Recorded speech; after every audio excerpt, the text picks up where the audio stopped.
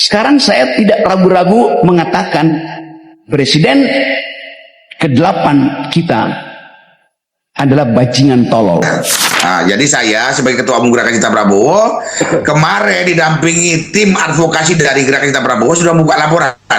Bung Rocky ini mengkritik sekeras apapun, tapi kok bisa lolos terus? Jangan-jangan ada backing gitu. Ada backingnya akal sehat itu. Kan saya mengucapkan itu dengan dalil akademis. Sampai sekarang Pengadilan memutuskan Rocky Gerung tidak boleh memberi ceramah di semua platform, universitas, LSM, YouTube, macam-macam, tidak boleh tuh. Seumur hidup. Bahkan yang minta itu adalah pasukannya Kaisar Wakanda. Assalamualaikum warahmatullahi wabarakatuh. Selamat datang kembali teman-teman di channel Garis Ida. Kali ini kita akan bahas sesuatu yang sedang ramai diperbincangkan, di mana Rocky Gerung dilaporkan karena telah menghina Presiden Prabowo Subianto. Apakah ini kritik atau sudah masuk ke ranah kejahatan?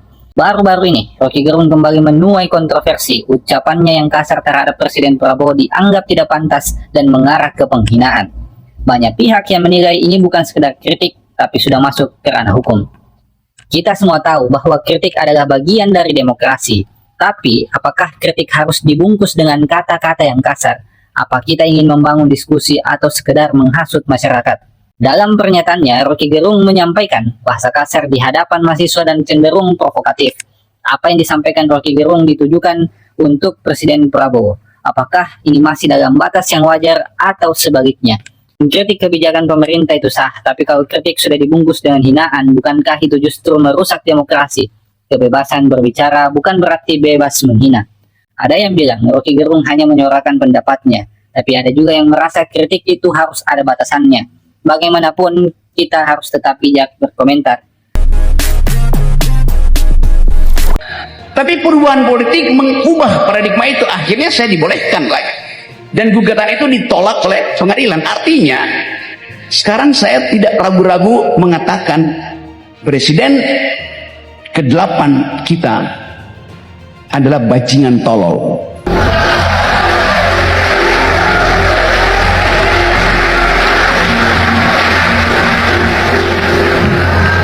Saya sebut presiden ke-8 ya, saya nggak sebut namanya.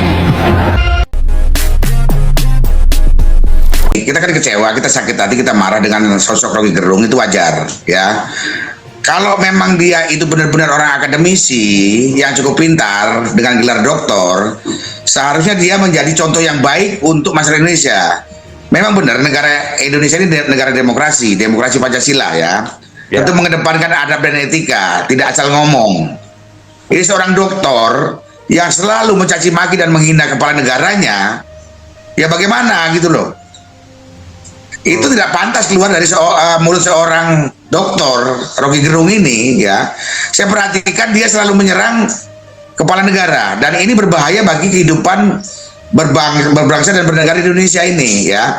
Saat ini Pak Prabowo itu dengan beban yang begitu berat saja itu masih memikirkan bagaimana dalam waktu yang baru 100 hari lebih sedikit bisa melaksanakan program-program kerja yang sudah beliau buat. Itu bukan hal mudah dan murah. Ini butuh support dan dukungan dari semua pihak ya.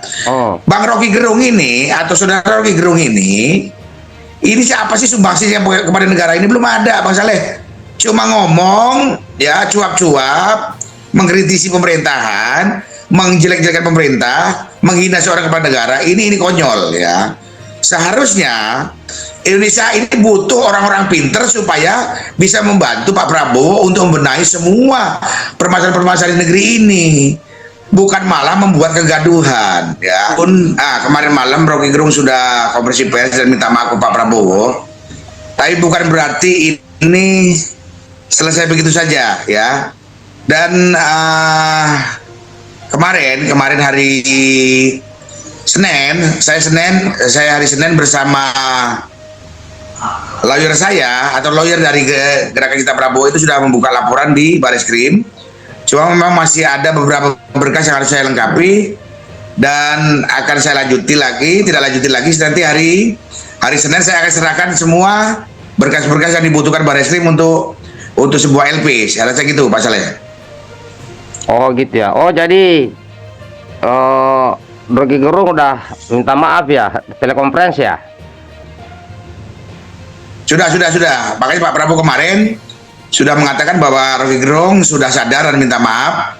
Tapi kami juga tidak begitu saja ya. Ini juga pembelajaran buruk bagi generasi akan datang, bahwa kita sebagai rakyat Indonesia itu harus menghargai dan menghormati seorang presiden, terutama Pak Prabowo yang saat ini butuh fokus, butuh konsentrasi yang cukup supaya bisa melaksanakan program-program 5 tahun ke depan dengan maksimal. Jadi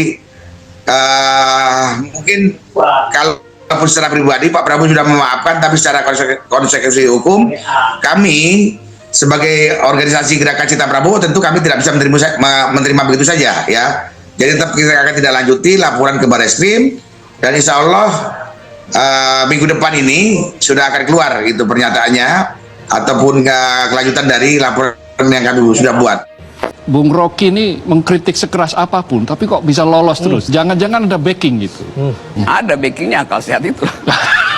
Kan saya mengucapkan itu dengan dalil akademis. Sampai sekarang mungkin masih ada 30 laporan di polisi itu yang mungkin polisi juga gini coba. Suatu waktu polisi panggil saya untuk kasus apa ya? Mungkin saya bilang Presiden Jokowi tidak paham Pancasila, tuh dilaporin itu. Ya.